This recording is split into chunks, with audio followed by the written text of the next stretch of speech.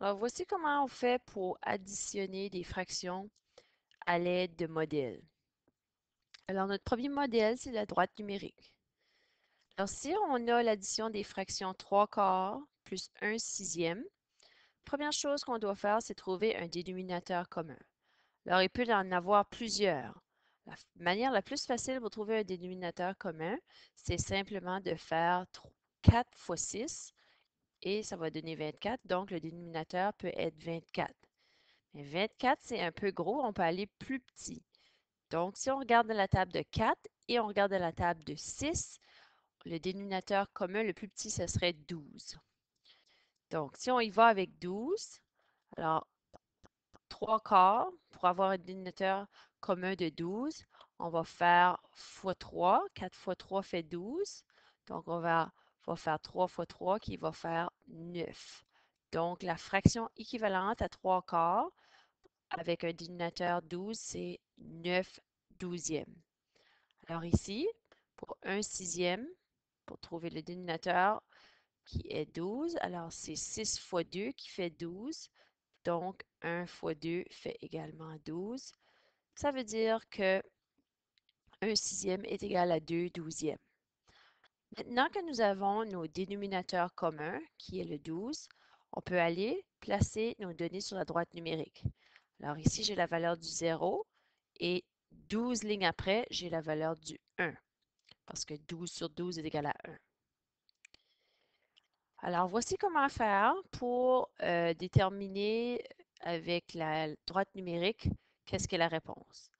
Alors, nous venons chercher une flèche et nous allons faire 9 douzièmes sur la droite numérique.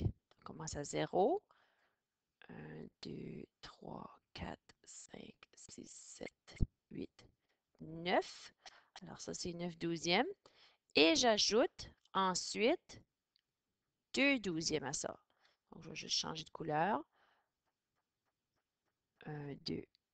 Non, je vais jusqu'à cette ligne-là. Donc, c'est ici ma réponse, c'est-à-dire 11 douzièmes. Comment faire le calcul mathématique? Alors, le calcul, c'est comme ceci. Alors, 3 quarts plus 1 sixième égale à 9 douzièmes plus 2 douzièmes, ça fait 11 douzièmes. Alors, notre réponse est 11 douzièmes. Alors, comment on le fait ici maintenant? À l'aide d'une bande fractionnaire, toujours la même chose. 3 quarts plus 1 sixième. Donc, nos fractions équivalentes sont ici. Alors, si je prends 12 ici, il faut que je fasse 3 quarts. Donc, je divise en 4. Ça, c'est 3 quarts. 1 quart, 2 quarts, plus... OK, non, j'ai mal fait ça. Donc, ça serait 1 quart, 2 quarts, 3 quarts. Donc, 3 quarts, c'est ceci. 3 quarts, c'est la même chose que 9 douzièmes, parce que 9 douzièmes, c'est ceci. J'en compte 9 carrés. 1, 2, 3, 4, 5, 6, 7, 8, 9. Maintenant, 1 sixième, c'est la même chose que 2 douzièmes. Donc, 2 douzièmes, ça va être ceci. 2 sur 12, la même chose que 1 sixième. Donc, ma réponse, encore une fois, est de 11 douzièmes. Alors, on va voir d'autres exemples. Alors, ici, j'ai 2 tiers plus 1 tiers. J'ai déjà un dénominateur commun. Donc, 2 tiers représentés comme ceci. 1 tiers est représenté comme ceci. Donc, ma réponse devient 3 tiers et 3 tiers fait l'entier, donc est égal à 1.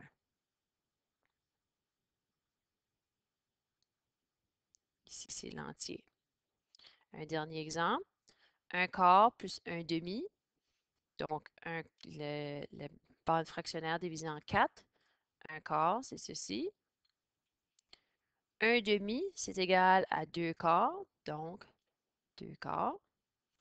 Alors, en tout, j'ai 1, 2, 3 carrés, donc ma réponse devrait être 3 quarts. Si on le fait avec les chiffres, un quart plus un demi, un quart plus 2 quarts, donc ça va me donner 3 quarts. On additionne ici, comme vous avez pu le remarquer, les numérateurs ensemble, mais on n'additionne jamais les deux dénominateurs ensemble. On reste le même dénominateur. Faisons une autre fois avec les droites numériques. Alors ici, j'ai 3 cinquièmes plus un quart. Alors 3 cinquièmes, mes dénominateurs communs avec le 1 quart, c'est 12 vingtièmes plus 5 vingtièmes. Alors sur ma droite numérique, je place mon 1 à la 20e ligne, parce que c'est le dénominateur commun. Donc ici, pour 12 vingtièmes, c'est 12 sur 20. Et ensuite de ça, j'ajoute 5 vingtièmes. J'ajoute 5 vingtièmes. Et ma réponse va être 17 sur 20.